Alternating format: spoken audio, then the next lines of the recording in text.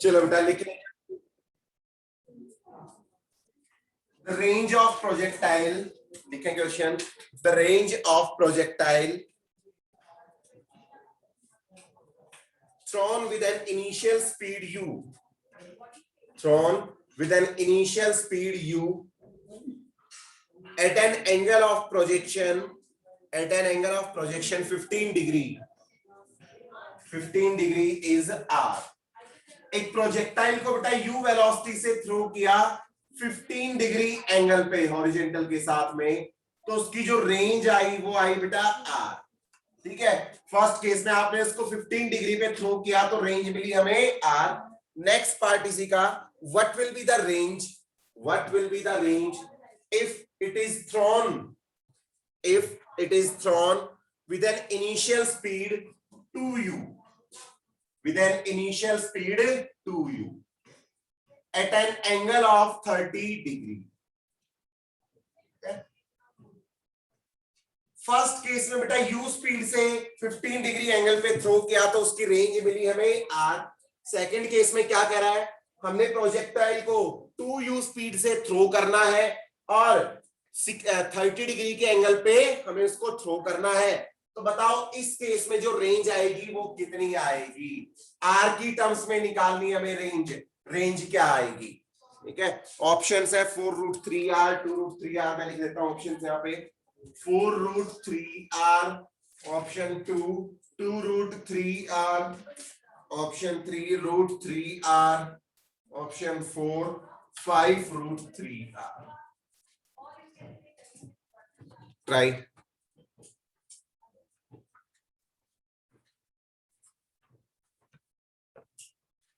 एक बार इस ये पैरामीटर्स लेंगे, सेकेंड टाइम में हम ये पैरामीटर्स लेंगे. रेंज का फॉर्मूला क्या होता है भाई, u square sine 2 theta divided by g, यही होता है पक्का, u square sine 2 theta divided by g. First case में बेटा r1 is equal to, initial speed क्या थी बेटा हमारी u square into sine of theta कितना है बेटा 15 डिग्री, तो 2 थीटा कितना हो जाएगा 30 degree, sine 30 degree divided by g, तो ये कितना आ गया बेटा u स्क्वायर बाय 2g. ठीक है, और इसको हमने किसका नाम दिया बेटा, फर्स्ट केस में जो रेंज आई वो किसके इक्विवेलेंट मानी हुई है r. अब सेकंड केस में क्या कह रहा है बेटा, r2 is equal to, initial velocity क्या है 2u, तो 2u का square 4u square into sine of 2 theta, अब के बाद थीटा क्या है 30, तो यहाँ पे हम क्या लिखेंगे बेटा sine 60 degree divided by g, तो ये आ गया 4u स्क्वायर इंटू साइन 60 क्या आएगा √3 बाय 2g, तो ये क्या आ गया 2u square √3 divided by g. ठीक है जी, और r2 is equal to 2√3 times of u square by g. ठीक है ना, या फिर 4√3 times of u square by 2g लिख सकते हैं हम, कोई बुराई भाई इसमें. और u square by 2g, u square by 2g बेटा क्या था हमारा r, तो हम इसको क्या लिख सकते हैं r2 is equal to 4√3 times of r. तो कौन सा ऑप्शन आ गया करेक्ट, फर्स्ट ऑप्शन.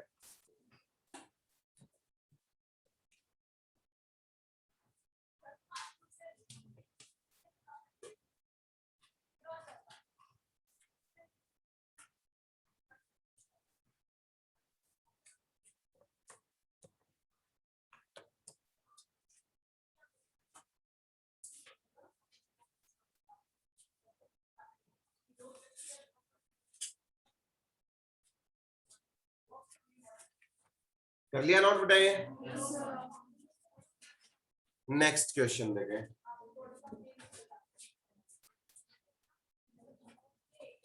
जिन्होंने नोट नहीं किया कर रहे हैं.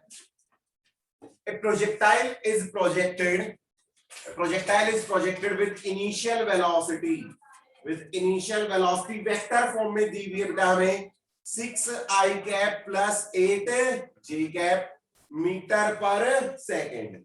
Find horizontal range of the projectile. एक पार्टिकल की, एक प्रोजेक्टाइल की इनिशियल वेलोसिटी दी हुई है, हमें इसकी हॉरिजेंटल रेंज फाइंड आउट करनी है।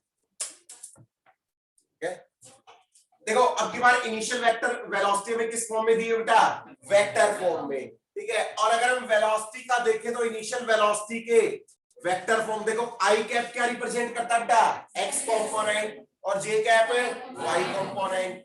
तो U X I cap plus U Y J cap, इस टाइप की दी हुई है हमें ये वेलोसिटी। यानी कि हमें इनिशियल वेलोसिटी का एक्स कंपोनेंट मिल गया। कितना बेटा एक्स कंपोनेंट? 6 मीटर पर सेकेंड। और वाई कंपोनेंट कितना आ गया भाई? 8 मीटर पर सेकेंड। और इनिशियल वेलोसिटी का एक्स कंपोनेंट क्या होता है बेटा? u cos theta. जैसे आप ले किसी प्रोजेक्टाइल को कंसीडर करें, u वेलोसिटी से थ्रो किया थीटा एंगल पे, तो ये वाला कंपोनेंट क्या आता है? u cos थीटा, और ये वाला u sin थीटा। यानी कि इनिशियल का x component u cos theta के इक्विवेलेंट होता है, और y कंपोनेंट किसके इक्विवेलेंट होगा? u sin theta. और हमें निकालना क्या है भाई? रेंज। तो रेंज का फॉर्मूला क्या होता है? u square sin 2 theta divided by g, ठीक है। लेकिन हमें थीटा नहीं पता, अब क्या करेंगे? हवन करेंगे। sin 2 थीटा को ओपन कर लें, u square into 2 sin theta cos theta लिख सकते हैं, डिवाइडेड बाय g, ठीक है। और इसको सेपरेट कर लें, u sin theta into u cos theta multiplied by 2 divided by g लिख सकते हैं बेटा इसको ऐसे। देखो u sin थीटा में पता है कितना दिया होगा? u sin theta 8, u cos theta भी पता है 6, 2 भी पता है। 2 की वैल्यू क्या होती है? 2 2 जा 4 नहीं होती 2 की वैल्यू? अरे 2 की तो 2 ही रहेगी, कैसी बातें करते हैं। u sin थीटा कितना है बेटा? 8, u cos थीटा 6 और 2, और g की वैल्यू क्या होती है? 10। पक्का? ठीक है जी। तो 2 5 8 6 या 40 डिवाइड 48/5, और ये क्या आएगा? रेंज है ना मीटर, इतनी आ जाएगी इसकी रेंज 48/5 मीटर, यानी कि 9.6 मीटर इसकी रेंज आ जाएगी। समझ आ गया?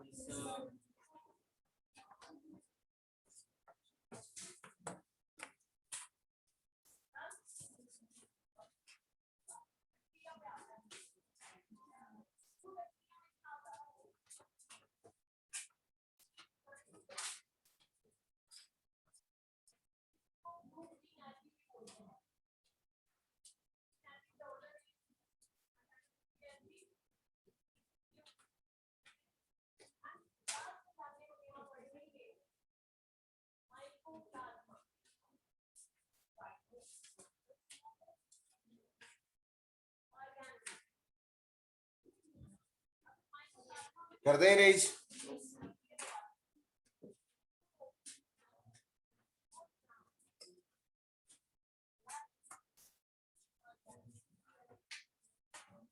घर जाके नोट्स रिव्यू करते हो?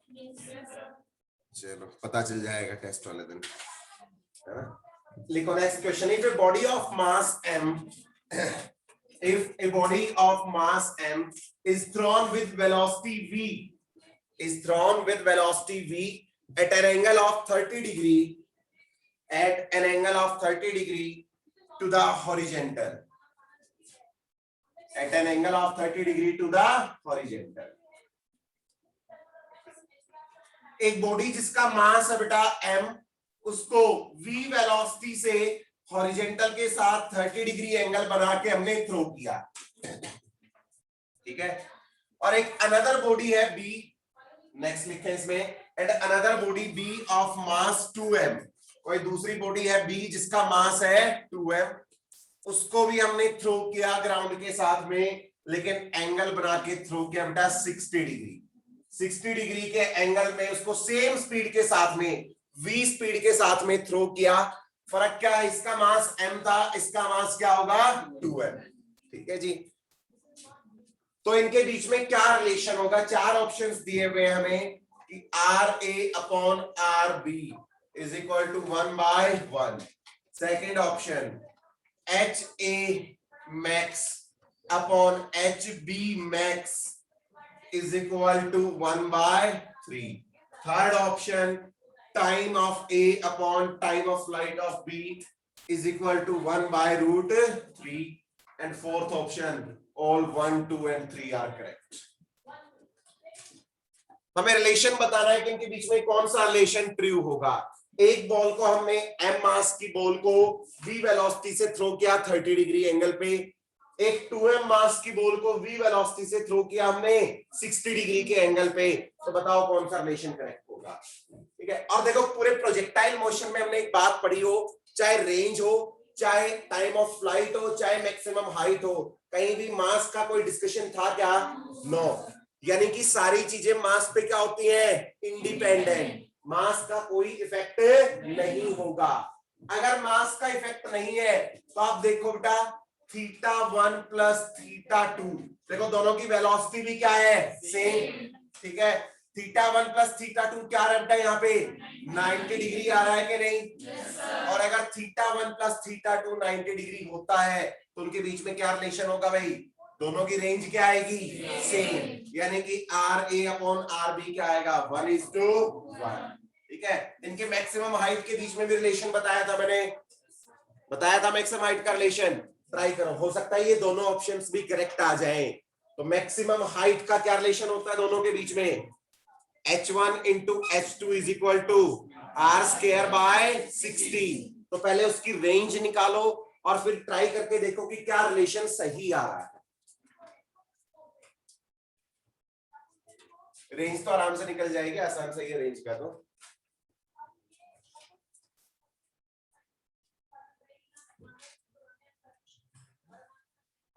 या इंडिविजुअली निकाल लो दोनों की हाइट, मैक्सिमम हाइट दोनों की इंडिविजुअली निकाल लो चाहे।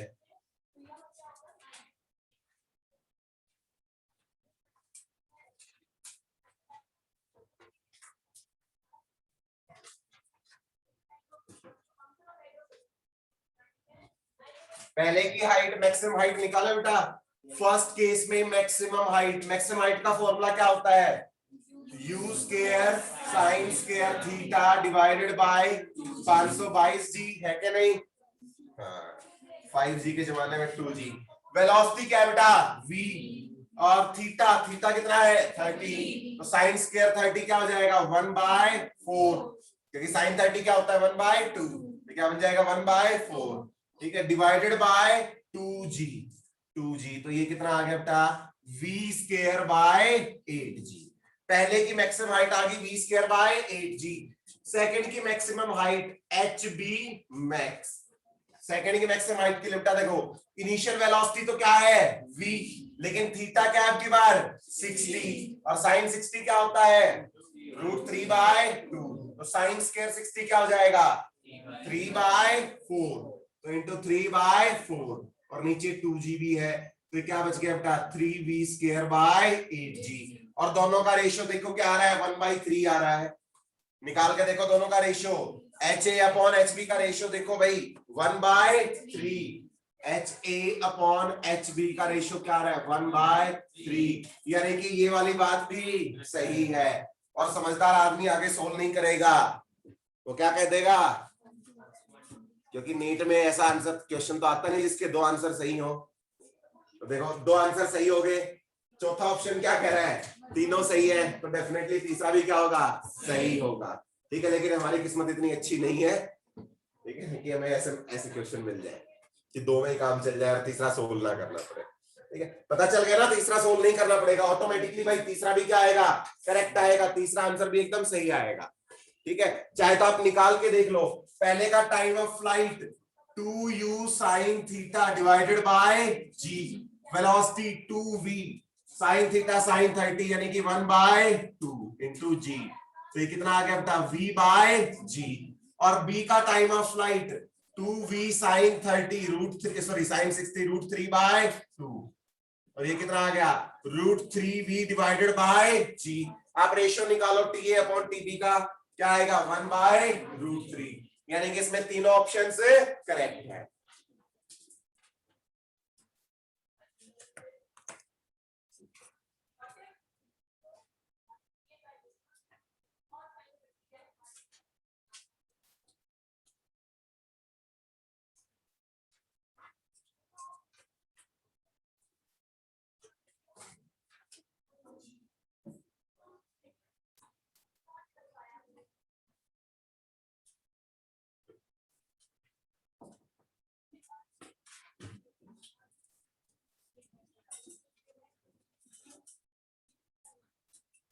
एक मिनट बेटा होल्ड कर।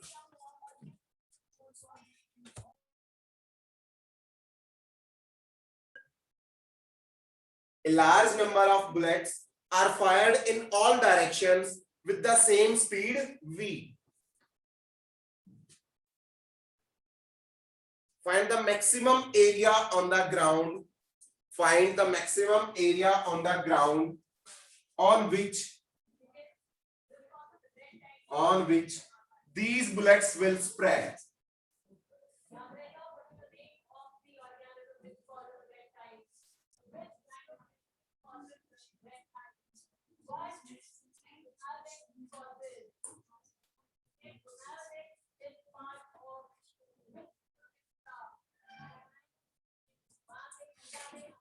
ठीक है, अच्छा सवाल है ये।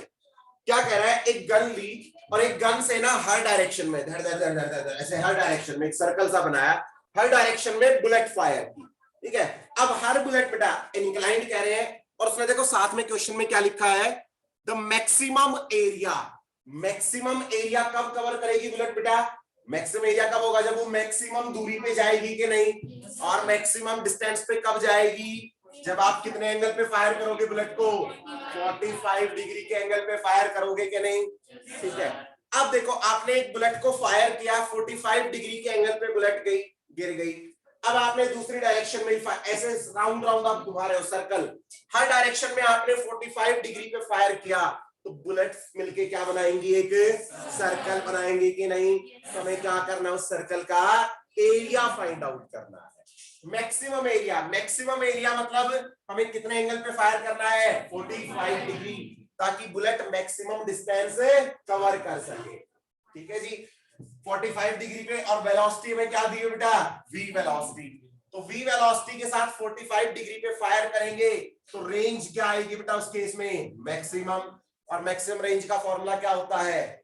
u square by g। तो v square divided by g, ये क्या आ गया बेटा? हमारी मैक्सिमम रेंज। और जो मैक्सिमम रेंज है बेटा वही क्या बनेगी? उस सर्कल का रेडियस बनेगी कि नहीं? भाई ये गन यहाँ पे गुरी बुलेट, मैक्सिमम रेंज, हर डायरेक्शन में घूमते जाओ तो ये रेंज ही क्या बन जाएगी? उस सर्कल का रेडियस बनेगी कि नहीं? यानी कि radius of circle is equal to range.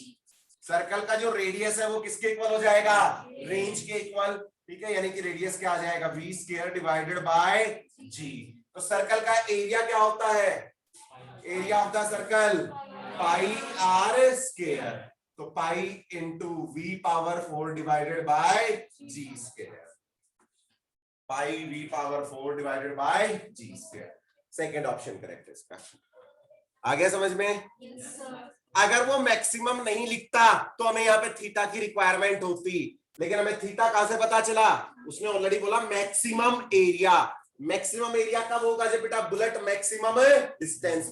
पहले तो ये समझ आना चाहिए कि गन को हर डायरेक्शन में फायर कर रहे हैं तो बुलेट से मिलके क्या बनेगा? एक सर्कल, और उस सर्कल का रेडियस क्या बनेगा? हमारी range. Range of the projectile क्या बनेगा? उसका रेडियस। यानी कि हमें रेडियस, अगर एरिया मैक्सिमम चाहिए तो रेडियस क्या होना चाहिए? मैक्सिमम। और रेडियस मैक्सिमम कब होगा? जब रेंज मैक्सिमम होगी। और रेंज मैक्सिमम कब होगी? जब थीटा हमारा 45 डिग्री होगा। तो यहां से हमें थीटा का आइडिया मिल गया कि थीटा कितना होगा। क्लियर?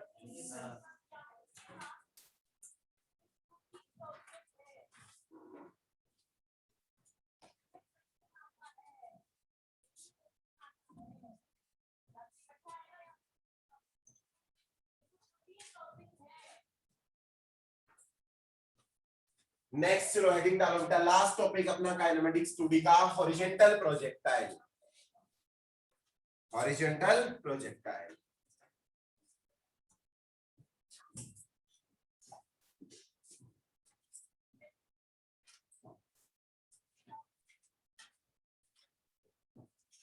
दो तरह के प्रोजेक्टाइल का हमारा डिस्कशन था। एक क्या था अपना? ग्राउंड टू ग्राउंड, यानी कि आपने प्रोजेक्टाइल को ग्राउंड से थ्रो किया और उसने लैंड कहां पे किया? ग्राउंड पे। ये जो दूसरा है हमारा हॉरिजॉन्टल प्रोजेक्टाइल, अनदर टाइप का, कि आप किसी एक हाइट से आपने बॉल को थ्रो किया। ठीक है, वहां से हम इंक्लाइंड भी थ्रो कर सकते हैं, वहां से हम डायरेक्टली हॉरिजॉन्टली भी थ्रो कर सकते हैं। हम डिस्कशन किसका कर रहे हैं, हॉरिजेंटल प्रोजेक्टाइल, यानी कि आपने किसी हाइट से एक पार्टिकल को हॉरिजेंटली थ्रो कर दिया तो उसके मोशन का जो डिस्कशन है उसको हम क्या कहेंगे, हॉरिजेंटल प्रोजेक्टाइल। तो मान लो ये कोई टावर है बेटा, एक टावर मान लिया हमने जिसकी हाइट है h हाइट का एक टावर मान लिया, ये है हमारा ग्राउंड, ये आगे बेटा हमारा ग्राउंड से h हाइट पे हमने एक टावर मान लिया, h हाइट ऊंचा एक टावर है, इस टावर से आपने कोई बॉल या कोई प्रोजेक्टाइल को थ्रो कर दिया इनिशियल वेलोसिटी u के साथ में, ठीक है, हॉरिजेंटल डायरेक्शन में थ्रो किया, इसीलिए इसका नाम हमने क्या रखा, हॉरिजेंटल प्रोजेक्टाइल। आपने यहां से इसको u वेलोसिटी से थ्रो कर दिया तो हमें फिर से वही फाइंड आउट करना है, इसका टाइम ऑफ फ्लाइट क्या होगा, इसकी हॉरिजेंटल रेंज क्या होगी, मैक्सिमम हाइट का तो इसमें कोई झंझट है ही नहीं, किस वेलोसिटी के साथ में ये ग्राउंड को हिट करेगी, ठीक है, तो वो सब निकालते हैं। सबसे पहले लिखे इसमें टाइम ऑफ फ्लाइट, इसका टाइम ऑफ फ्लाइट क्या होगा, number 1 time of flight,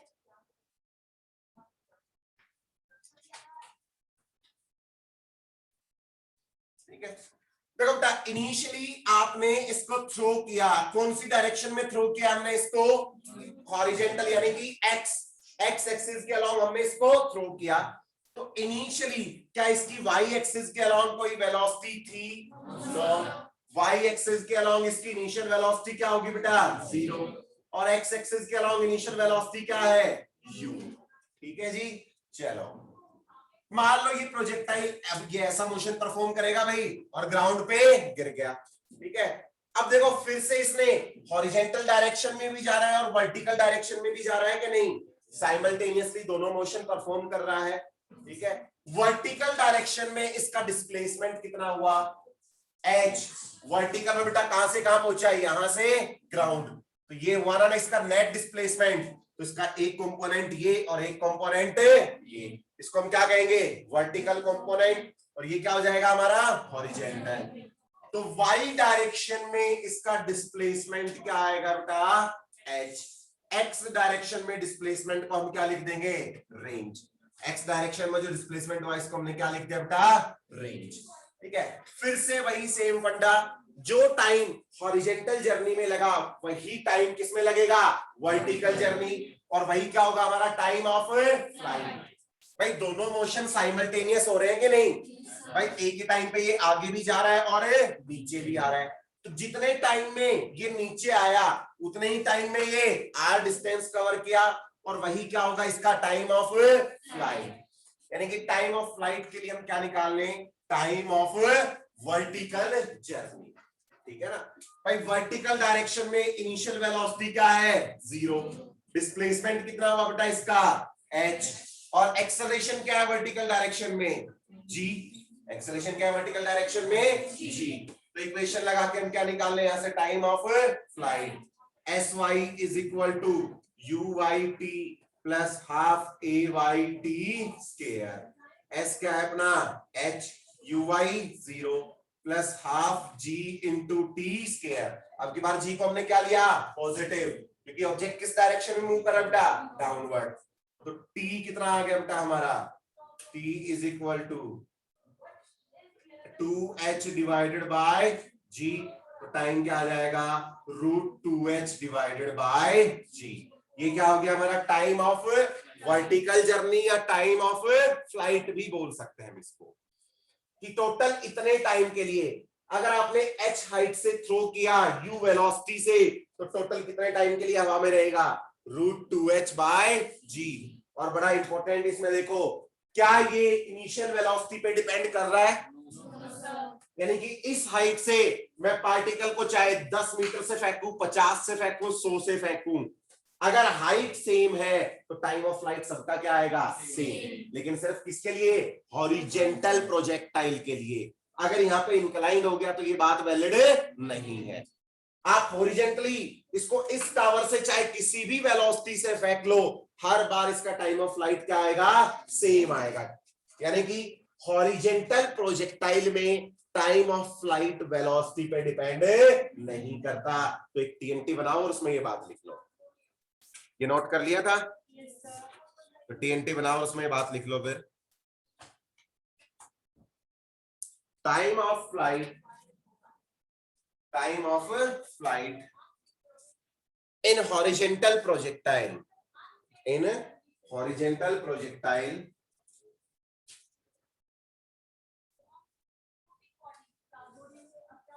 does not depend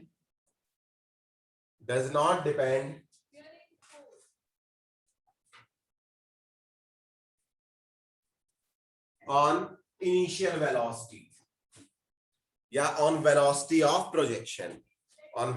of projection, ठीक है। और यही टाइम क्या बन जाएगा बता, time of horizontal journey, time of vertical journey, और यही क्या बनेगा हमारा, टाइम ऑफ फ्लाइट। तीनों सेम बन जाएंगे कि नहीं हमारे? ठीक है, चलो नेक्स्ट हम निकाल ले इसकी रेंज। ठीक है, रेंज से निकल जाएगी रेंज भी। नंबर 2 हॉरिजॉन्टल रेंज के हॉरिजॉन्टल डायरेक्शन में टावर के बेस से कितना दूर गिरेगा, ये बताना है हमें यहाँ पे। ठीक है जी, हॉरिजॉन्टल रेंज के लिए बेटा Sx is equal to UXT plus half AX into T square लिख सकते हैं हम। ठीक है जी, x डायरेक्शन में डिस्प्लेसमेंट r, x डायरेक्शन में इनिशियल वेलोसिटी बेटा u, और टाइम ऑफ फ्लाइट हमारा t। क्या x डायरेक्शन में कोई एक्सेलरेशन है? नो भाई, हॉरिजॉन्टल डायरेक्शन में तो कोई भी फोर्स नहीं है, तो एक्सेलरेशन भी क्या होगा, जीरो। तो ये वाली टर्म क्या हो जाएगी, जीरो। तो रेंज क्या आ जाएगी बेटा, u into time of flight क्या है हमारा, √2h डिवाइडेड बाय g। ये क्या आ गई हमारी हॉरिजॉन्टल रेंज। आप इनिशियल वेलोसिटी को टाइम ऑफ फ्लाइट से मल्टीप्लाई कर देंगे तो हमें क्या मिल जाएगी, हॉरिजॉन्टल रेंज मिल जाएगी।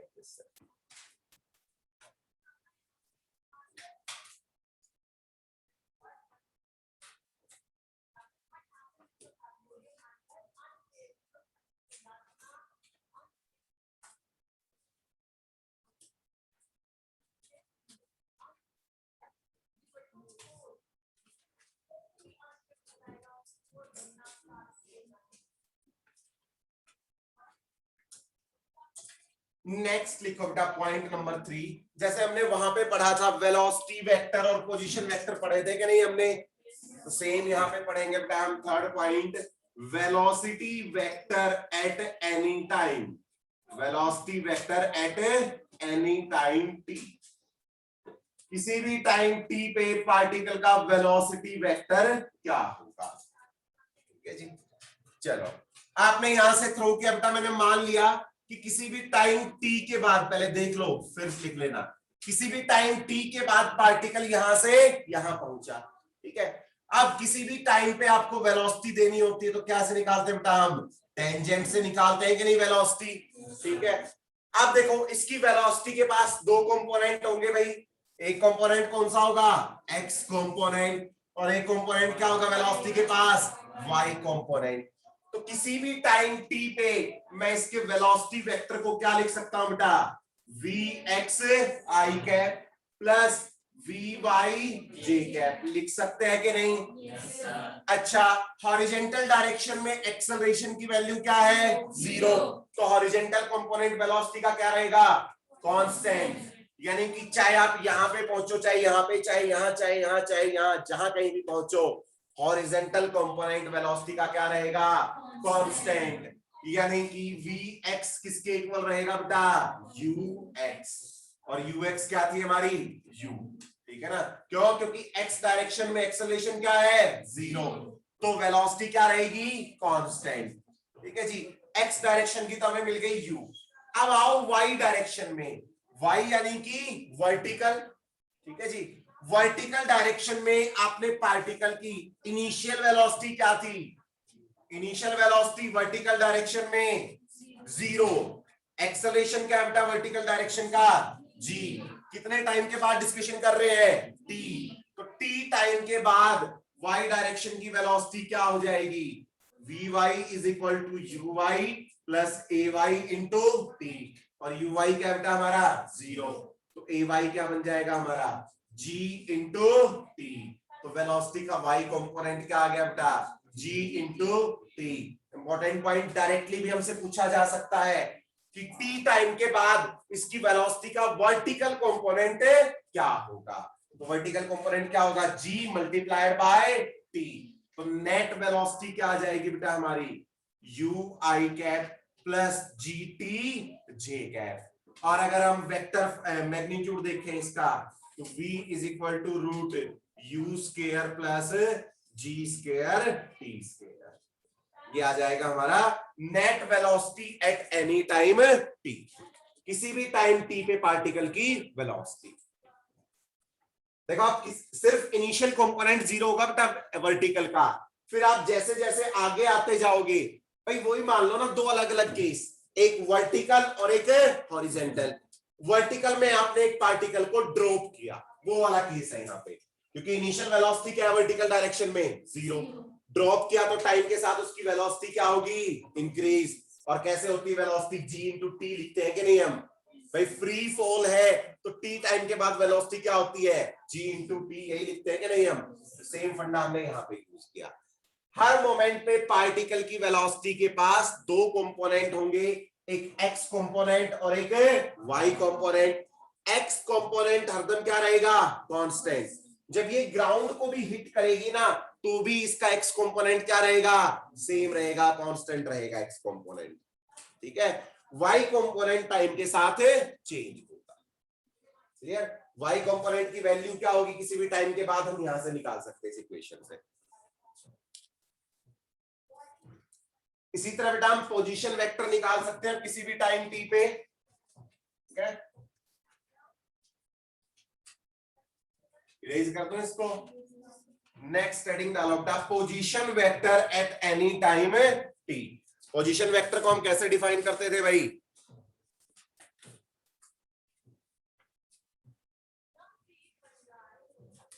पोजीशन वेक्टर को हम क्या डिफाइन करते थे, किसी भी टाइम किसी भी पॉइंट पे आप पार्टिकल की पोजीशन को ओरिजिन से ज्वाइन कर दो तो उस वेक्टर को हम क्या कहते हैं, पोजीशन वेक्टर।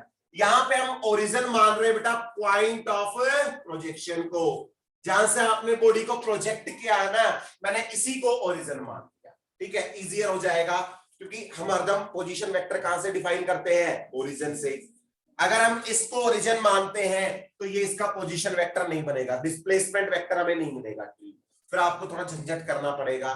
तो हमने क्या किया, पॉइंट ऑफ प्रोजेक्शन को ही क्या मान लिया हमने, ओरिजिन। ठीक है जी। अब मान लो किसी भी टाइम टी पे पार्टिकल पहुंचा यहां पे, तो बेटा इसका पोजीशन वेक्टर क्या बनेगा, इसको ज्वाइन कर देंगे हम, उस पॉइंट को आप किससे ज्वाइन कर देंगे, ओरिजिन से। तो ये हमारा क्या बन जाएगा भाई, पोजीशन वेक्टर बनेगा कि नहीं, ये हमारा पोजीशन वेक्टर। ठीक है, अब देखो सिमिलरली इसके बेटा दो कंपोनेंट होंगे पोजीशन वेक्टर के, एक एक्स कंपोनेंट और एक इसका वाई कंपोनेंट, होगा कि नहीं। तो किसी भी टाइम टी पे position vector, point number 4, position vector at any time T, position vector at any time T, किसी भी टाइम टी पे इसका पोजीशन वेक्टर।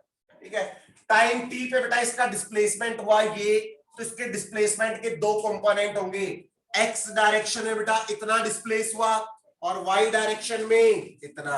तो मैं इसके डिस्प्लेसमेंट को क्या लिख सकता हूं, डिस्प्लेसमेंट वेक्टर को X I cap plus Y J cap. X direction का डिस्प्लेसमेंट प्लस वाई डायरेक्शन का डिस्प्लेसमेंट। टी टाइम में एक्स डायरेक्शन में कितना डिस्प्लेसमेंट होगा, S X is equal to U X T plus half A X T square. X के A x क्या बेटा, zero. तो एक्स टाइम में बेटा, टी टाइम में एक्स डायरेक्शन में डिस्प्लेसमेंट क्या हो जाएगा, u इंटू टी। चलो y डायरेक्शन में कितना डिस्प्लेसमेंट होगा, S Y is equal to U Y T plus half A Y T square.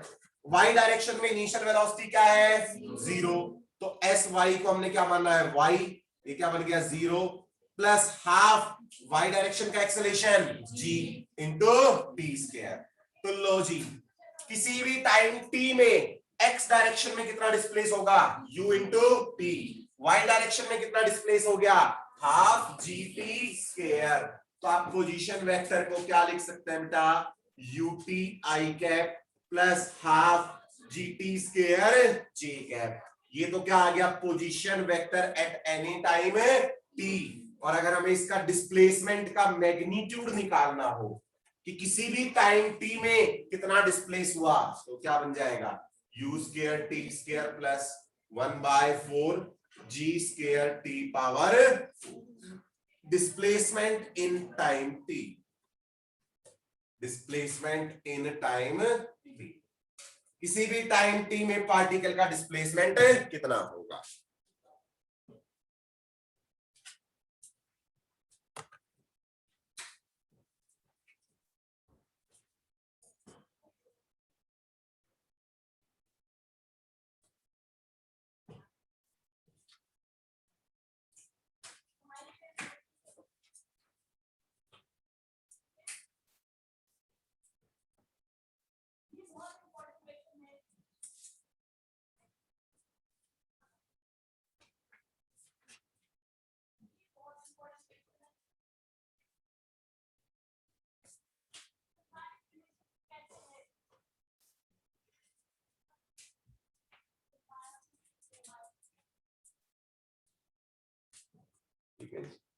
कर लिया नोट डाउन।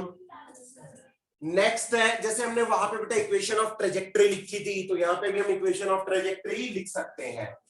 पहले लास्ट हेडिंग डालो इसकी, इक्वेशन ऑफ ट्रेजेक्टरी, ट्रेजेक्टरी की इक्वेशन, यानी कि इसके पाथ की equation. Point number 5, equation of trajectory.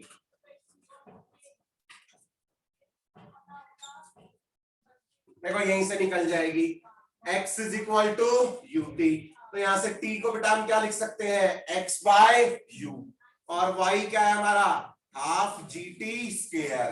Time की वैल्यू यहां से यहां पे रख दो इसमें, तो y इज इक्वल टू half g into X square by u square. तो y क्या बन गया, g x square by 2u square. यानी कि इसकी इक्वेशन क्या बनेगी, देखो g कांस्टेंट, 2 कांस्टेंट और u भी क्या है, कांस्टेंट, तो y की इक्वेशन क्या बन जाएगी, ax स्क्वायर। यानी कि इस तरह की कोई भी इक्वेशन मिल जाए तो वो पार्टिकल कैसा मोशन परफॉर्म कर रहा है, हॉरिजेंटल प्रोजेक्टाइल। जैसे मैं लिख दूं y is equal to 4x square, तो वो कैसा मोशन परफॉर्म कर रहा है भाई, डेफिनेटली हॉरिजेंटल प्रोजेक्टाइल, जिसमें 4 किसके इक्विवेलेंट होगा, g अपॉन 2u स्क्वायर। अगर मैं लिखना चाहूं यहाँ पे a क्या है, g upon 2u square. X square के साथ जो भी कांस्टेंट आएगा उसकी वैल्यू क्या होगी, g अपॉन 2u स्क्वायर।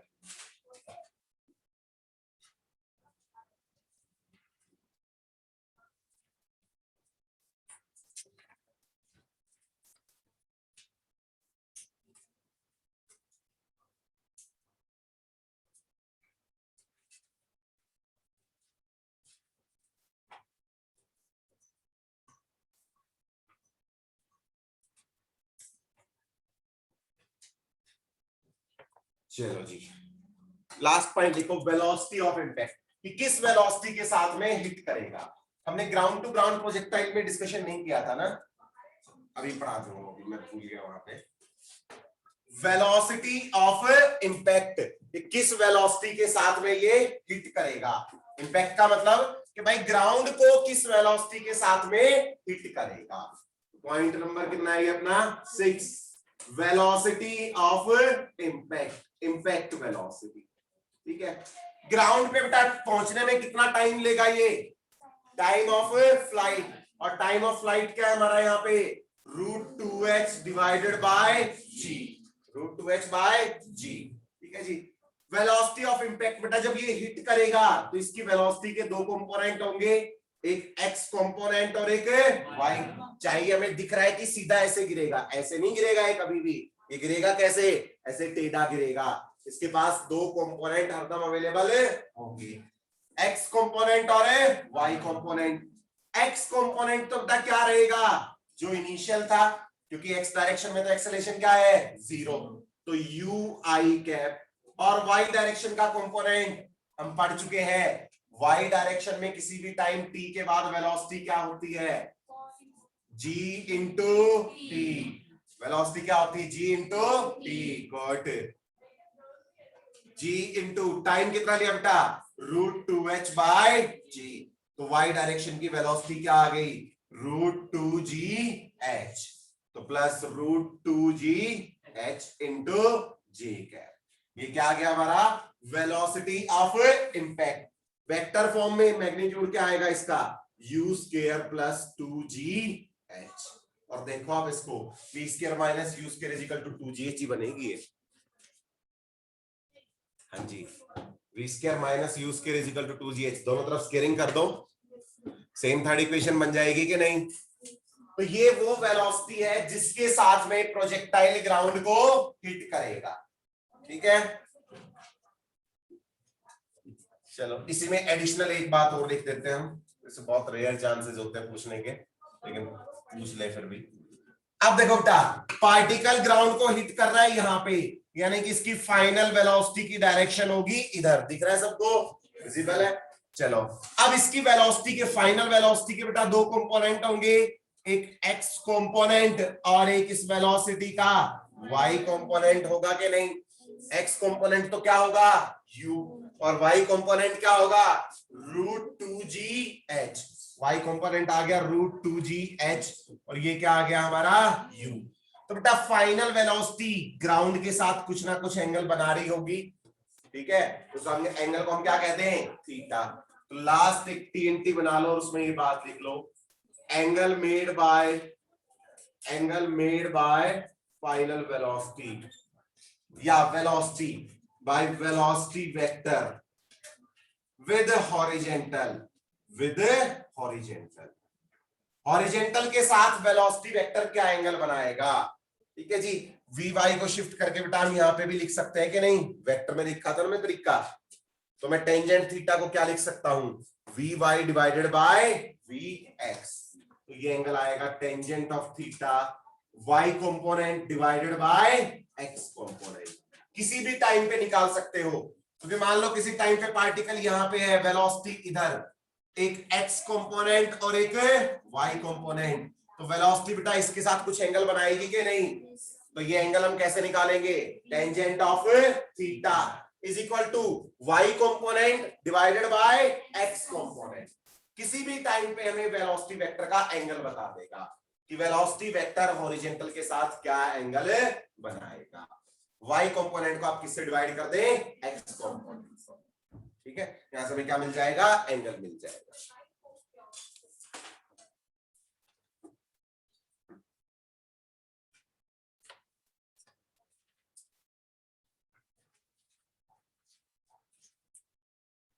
ठीक है, इसी के साथ में हमारा हॉरिजॉन्टल प्रोजेक्टाइल खत्म। ठीक है, एक बार जो अपना ग्राउंड टू ग्राउंड प्रोजेक्टाइल था उसकी और मैं कुछ प्रॉपर्टीज आपको बता देता हूं। TNT बना ले और उसमें लिखे हैं सारी बातें, छोटी छोटी मगर मोटी बातें जो डायरेक्ट हमसे पूछी जा सकती है।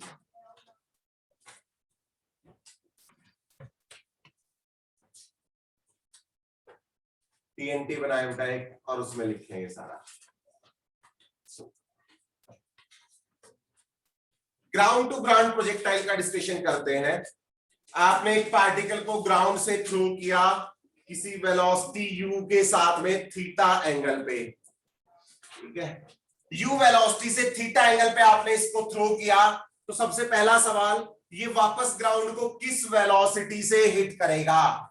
फाइंड वेलोसिटी ऑफ इंपैक्ट, ये ग्राउंड को किस वेलोसिटी से हिट करेगा।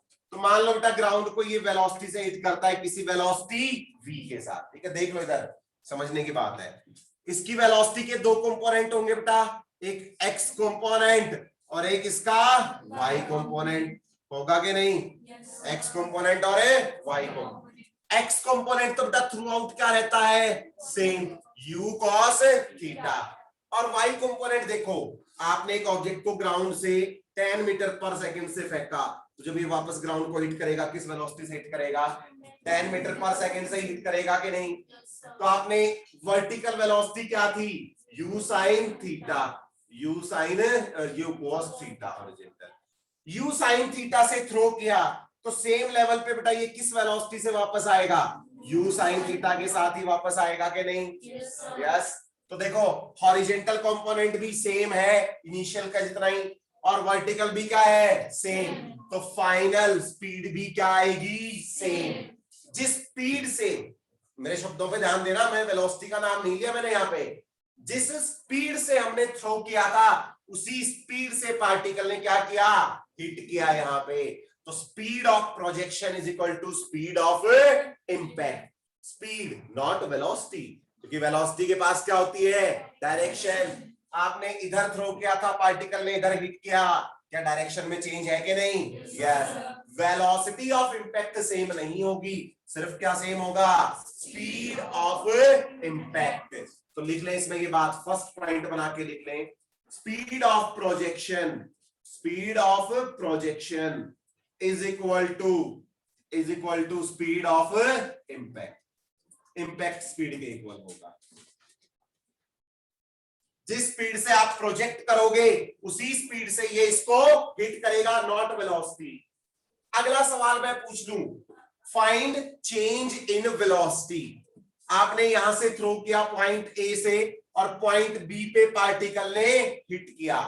फाइंड, अच्छा दो चीजें पूछता हूं, find change in speed, speed में कितना चेंज आया, 0, क्योंकि स्पीड तो क्या है बेटा, सेम। अगर मैं पूछ लूं फाइंड चेंज इन वेलोसिटी तो होगा कुछ, यस, क्योंकि वेलोसिटी कैसी क्वांटिटी है, वेक्टर, और वेलोसिटी में कितना चेंज आएगा। देखो एक्स डायरेक्शन में बेटा u cos थीटा थी, फाइनल भी क्या है, u cos थीटा।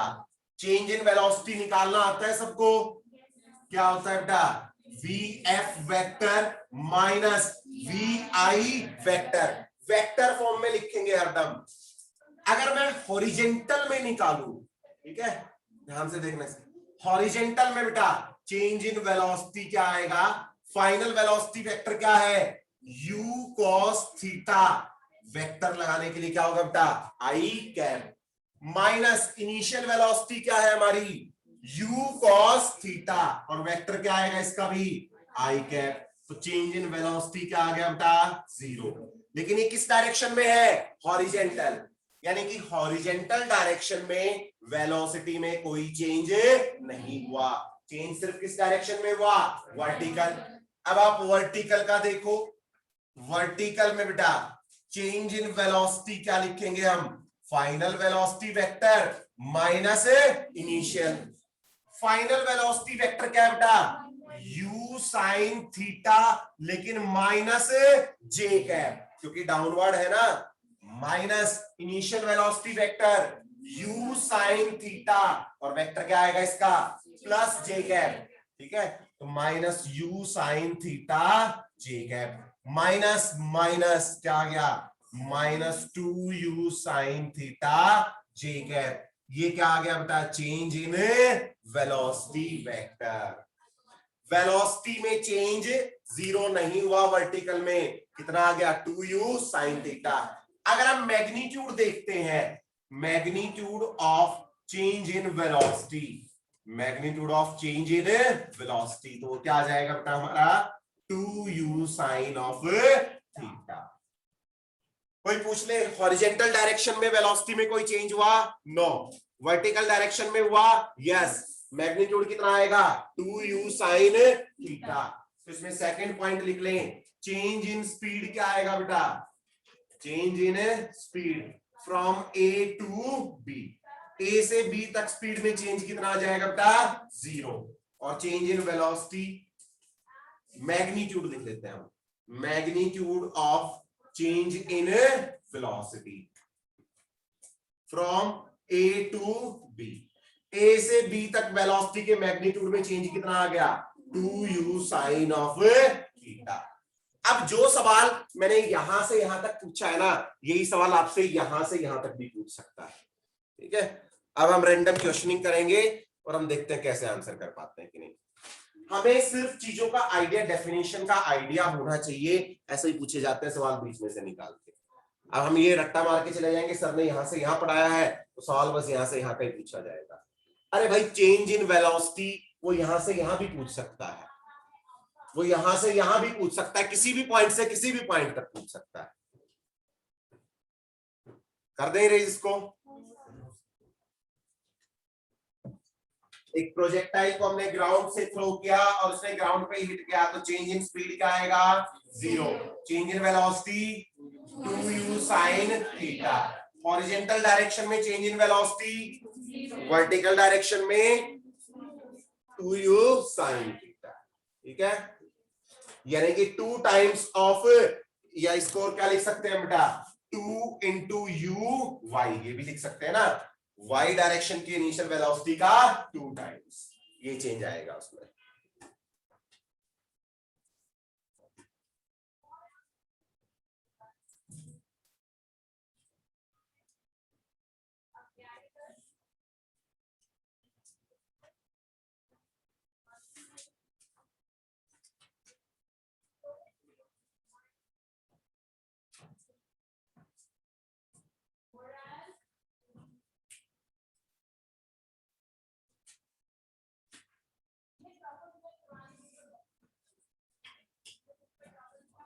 ठीक है जी, चलो एक और टीएनटी बनाए फिर इसी में। चलो मैं एक बार इसी का डिस्कशन कर लेता हूँ, टीएनटी मत बनाना अभी, टीएनटी उसके बाद बनवाएंगे। इसी क्वेश्चन में मैं छोटा सा डिस्कशन और कर लेता हूँ, तुमसे सवाल पूछ लेते हैं वैसे ही।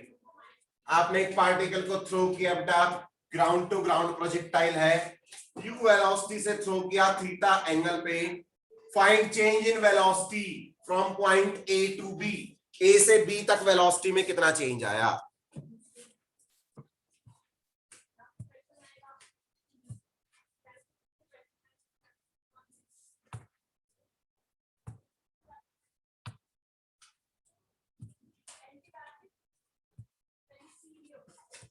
पॉइंट ए से पॉइंट बी तक वेलोसिटी में स्पीड में कितना चेंज आएगा, पहले तो ये बता दो।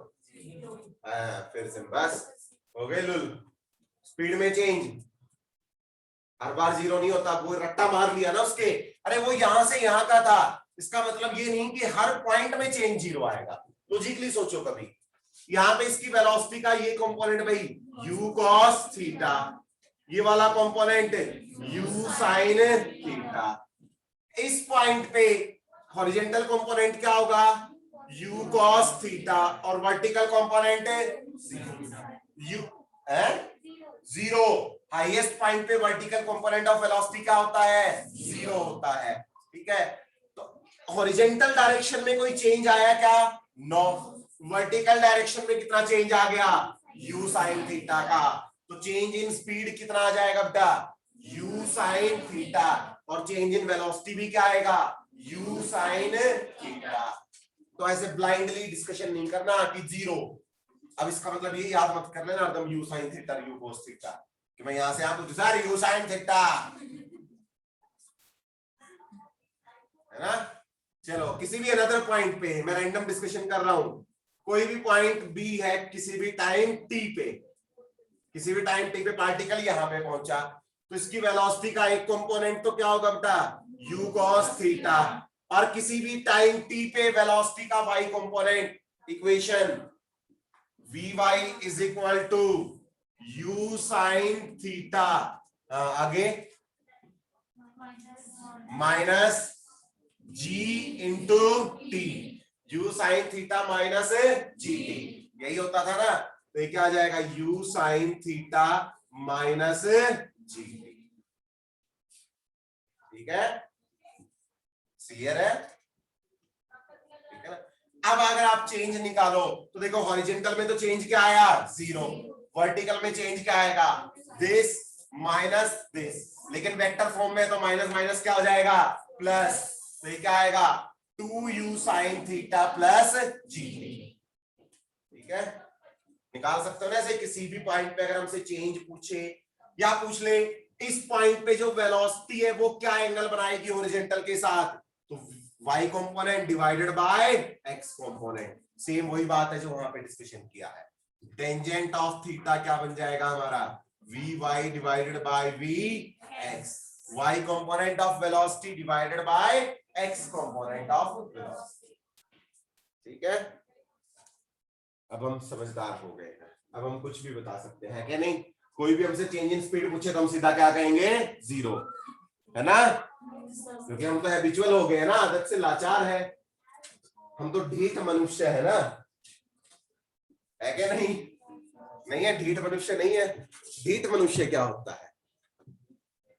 ढीठ, जैसे ये ढीठ है, क्यों है? मैं इसे ढीठ क्यों कहता हूं? इसे मार लो, पीट लो, जो मर्जी कर लो, इसने नहीं पढ़ना मतलब नहीं पढ़ना। ऐसे मनुष्य को हम क्या कहते हैं? ढीठ। ठीक है, तो हम सब क्या है? नॉन ढीठ।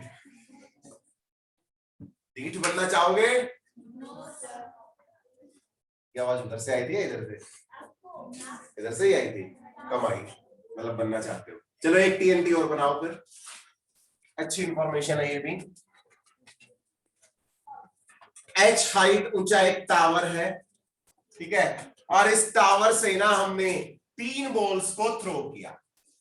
इस टावर के कॉर्नर से ना, जैसे ये टावर है, टावर के एज से 3 बॉल्स को थ्रो किया। एक बॉल ए को वर्टिकली अपवर्ड यू वेलोसिटी से, बॉल बी को वर्टिकली डाउन टेढ़ा थ्रो किया यू वेलोसिटी से, और बॉल सी को वर्टिकली डाउनवर्ड थ्रो किया यू वेलोसिटी से। सेम लेवल से 3 बॉल्स को थ्रो किया, तीनों की वेलोसिटी सेम थी, लेकिन डायरेक्शन तीनों की क्या थी? डिफरेंट डिफरेंट थी। ठीक है, find the velocity with which it will hit the ground. They will, या इनके बीच में रिलेशन बता दो। सवाल पूछता हूं, find relation between their velocity, relation between velocities of impact, कि ग्राउंड को किस वेलोसिटी से हिट करेंगी। ये ग्राउंड है भाई, ग्राउंड को किस वेलोसिटी से हिट करेंगी, उसका रिलेशन। पहला point, VA will be greater than VB will be greater than VC. Second, VC will be greater than VB will be greater than VA. Third point, VB will be greater than VC will be greater than VA. Fourth point, VA is equal to VB is equal to VC. Ground को किस velocity से hit करेंगी, उनके बीच में relation बताओ भाई, क्या आएगा? फोर्थ रीजन,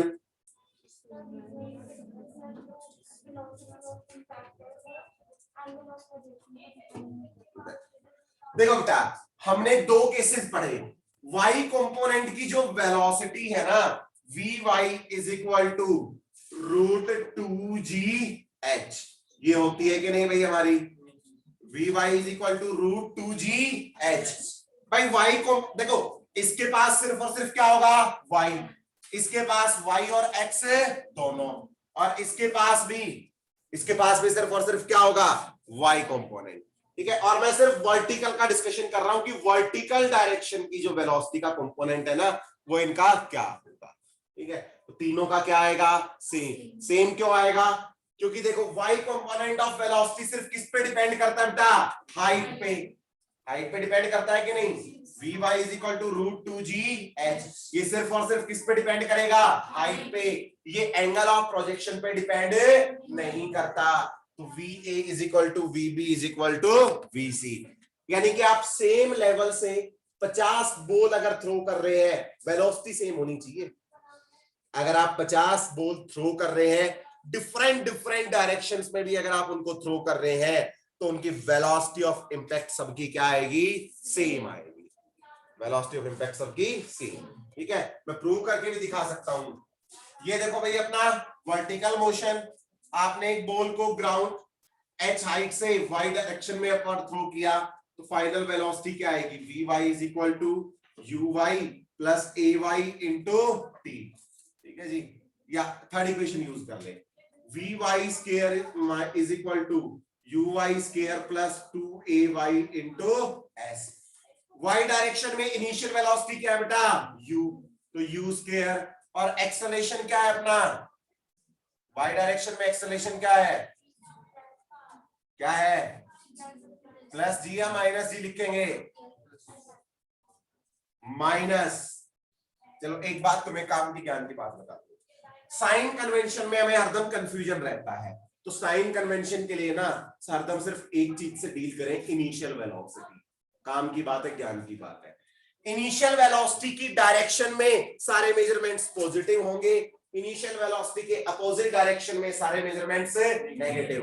इनिशियल वेलोसिटी किस तरफ है, upward, acceleration due to gravity किस तरफ है, तो जी को क्या लेंगे, माइनस, इनिशियल वेलोसिटी किस तरफ है, अपवर्ड, और डिस्प्लेसमेंट क्या होता है, इनिशियल से फाइनल, इनिशियल पॉइंट ये है, फाइनल पॉइंट क्या होगा, ग्राउंड, तो ये क्या होगा बेटा इसका डिस्प्लेसमेंट, वेक्टर क्वांटिटी है ना, तो डिस्प्लेसमेंट किस तरफ हुआ, डाउनवर्ड, इनिशियल वेलोसिटी किस तरफ है, तो डिस्प्लेसमेंट को भी क्या लेंगे, माइनस, तो यहाँ पे -2 + 2, एक्सेलरेशन क्या आएगा, -g, और डिस्प्लेसमेंट भी क्या आएगा, -h, तो ये क्या आ गया, u² + 2gh, ठीक है जी।